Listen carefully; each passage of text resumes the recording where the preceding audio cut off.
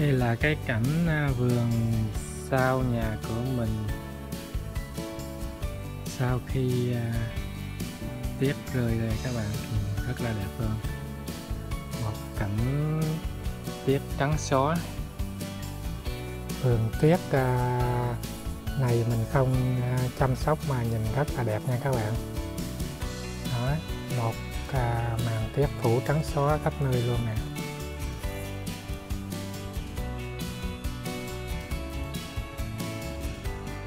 Đó là cái cầu tuyết đó.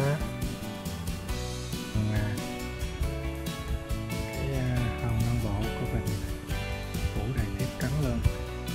Một cái cảnh mới lạ, rất là đẹp.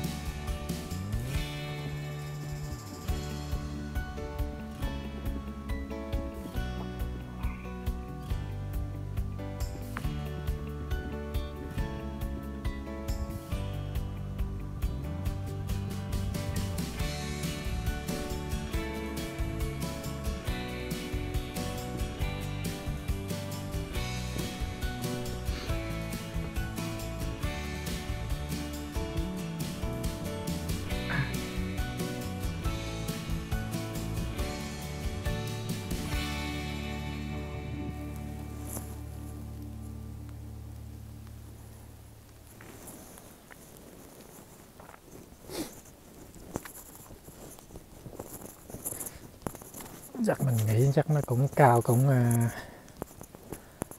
2 feet có.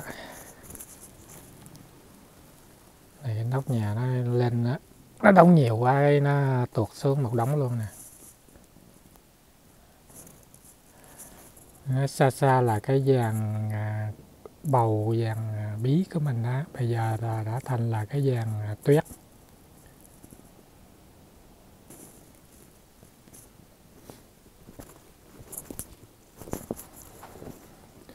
Mùa hè thì xanh tươi, mùa đông thì trắng xóa luôn. Vàng dầm xa xa mấy cái cây nó phủ tuyết nhìn rất là đẹp không?